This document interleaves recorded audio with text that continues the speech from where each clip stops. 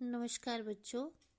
आज हम कक्षा 7 में पूरक पुस्तिका संक्षिप्त महाभारत का अगला अध्याय पढ़ने जा रहे हैं।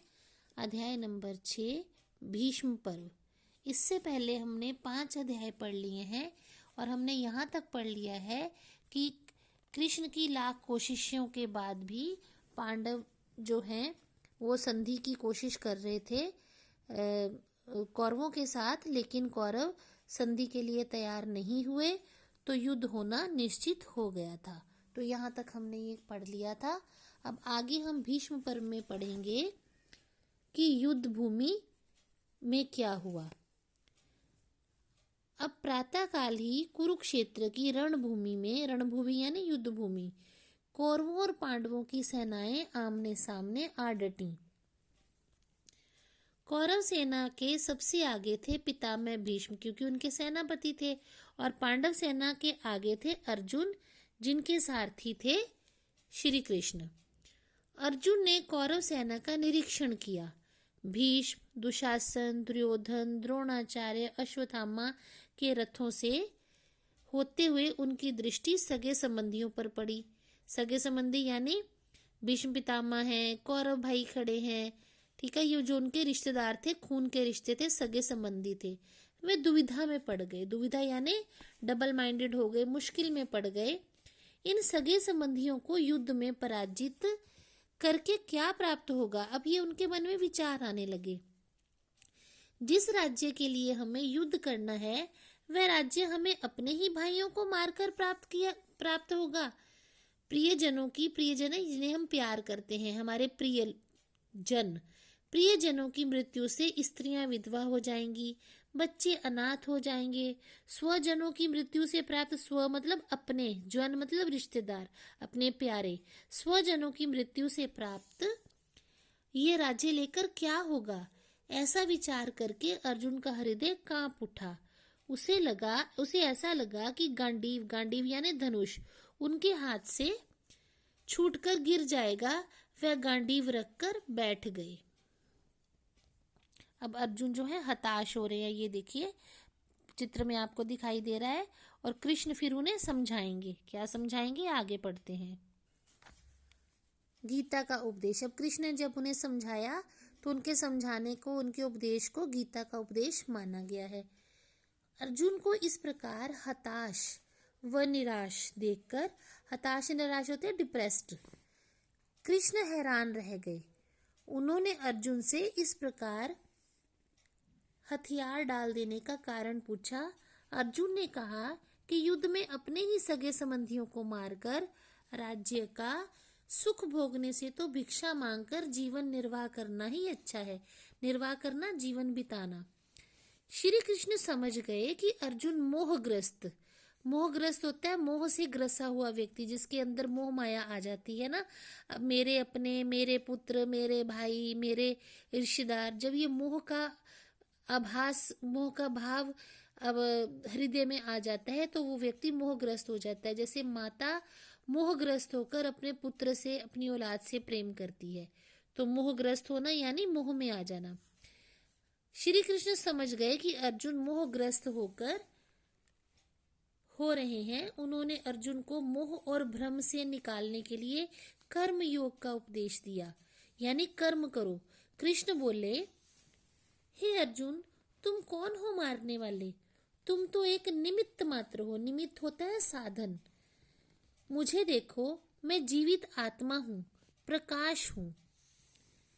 हर जीव मुझ में ही वापस आता है। तुम एक क्षत्रिय हो, अपना क्षत्रिय धर्म निभाओ। सत्य के लिए संघर्ष कभी व्यर्थ नहीं जाता। ये युद्ध राज्य के लिए नहीं, बल्कि अधर्म और अत्याचार के विरुद्ध लड़ा जा रहा है। तुम अपना मन मुझ में स्थिर करो। जब जब धर्म का पतन होगा, पतन यानी हानि, जब जब धर्म का पतन होता है और अधर्म बढ़ता है, तब तब मैं शरीर धारण करता हूँ। तुम कर्म करो, फल की चिंता मत करो। निस्वार्थ मतलब बिना किसी स्वार्थ के, निस्वार्थ भाव से युद्ध करो। उठो अर्जुन। कृष्ण ने अर्जुन को अपना विराट रूप दिखाया। विराट यानी बहुत बड़ा, जिसे देखकर अर्जुन की चेतना जाग उठी। उनका मोह टूट गया। मन ही मन कृष्ण को प्रणाम कर उनके उपदेश को मन में धारण कर अर्जुन ने गांडीव उठा लिया और युद्ध के लिए तैयार हो गए। दोनों दलों के सेनापतियों ने मिलकर युद्ध के कुछ नियम स्वीकृत किए, यानी तय किए, और अपनी अपनी सेनाओं को उनसे अवगत कराया मतलब जानकारी दी, उन्हें परिचित करवाया। उन्होंने निर्णय लिया कि युद्ध सूर्योदय से सूर्यास्त तक चलेगा। तत्पश्चात मतलब उसके बाद सब मिलजुल कर एक दूसरे का हाल पूछेंगे, यानी जब युद्ध खत्म हो जाएगा तो कौरव और पांडव एक दूसरे का हालचाल पूछने दोनों एक दूसरे के शिविरों में जा सकते हैं। युद्ध बराबर वालों में ही होगा, निहत्थे व्यक्ति पर वार नहीं किया जाएगा तथा शस्त्र वाहकों, शस्त्र लेकर आने वाले लोग जो होते हैं, वाहक मतलब उठाकर लाने वाले, इसमें साधन भी हो सकते हैं और व्यक्ति भी हो सकते हैं। शस्त्र वाहकों, भोजन पकाने वाले, यहाँ शस्त्र वाहक यानी शस्त्र उठाने जो लेकर आते हैं, शस्त्र की पूर्ति करते हैं। जैसे सेना के पास शस्त्र किसी का टूट गया, गिर गया, तो जो शस्त्र लेकर आते हैं उसके लिए ना है वो शस्त्र वाहक कहलाएंगे। भोजन पकाने वाले तथा चिकित्सकों पर भी वार नहीं किया जाएगा। यानी क्या नियम बनाए कि सबसे पहला नियम तो ये था कि युद्ध सूर्यास्त से सूर्यास्त तक चलेगा, सूर्योदय होने से सूर्यास्त तक। दूसरा उन्होंने नियम ये बनाया कि सब युद्ध समाप्त होने के बाद मिलकर एक दूसरे का हालचाल पूछेंगे। तीसरा नियम यह है कि युद्ध बराबर वालों में ही होगा, कि राजा के साथ राजा लड़ेगा, सैनिक के साथ सैनिक लड़ेगा, इस तरह। अगला नियम यह था कि निहत्थे व्यक्ति पर वार नहीं किया जाएगा। अगर युद्ध करते हुए किसी के हाथ से शस्त्र गिर जाता है और उसके हाथ खाली हो जाते हैं तो शस्त्रधारी उसके ऊपर वार नहीं करेगा। और अगला नियम क्या बनाया कि शस्त्र लेकर आने वाले लोग, भोजन पकाने वाले लोग तथा चिकित्सा करने वाले लोगों पर भी वार नहीं किया जाएगा। ठीक है। अब पहले दिन का युद्ध शुरू हुआ। कौरव और पांडव सेनाएं युद्ध के लिए उतावली हो रही थी। तभी अचानक युधिष्ठिर शस्त्र छोड़कर रथ से उतरकर पैदल भीष्म पितामह के रथ की ओर बढ़ने लगे। ये देखकर चारों ओर निस्तब्धता होता है सन्नाटा, शांति, निस्तब्धता छा गई। युधिष्ठिर अपना धर्म नहीं भूले थे। उन्होंने भीष्म पितामह, गुरु द्रोणाचार्य व कृपाचार्य के चरण स्पर्श कर प्रणाम किया और उनका आशीर्वाद प्राप्त किया। युधिष्ठिर के शील और शिष्टाचार से सभी बहुत प्रभावित हुए। धृतराष्ट्र का पुत्र युयुत्सु यही था, वही कौरव पुत्र था जिसने द्रौपदी के चीरहरण के विरुद्ध आवाज उठाई थी।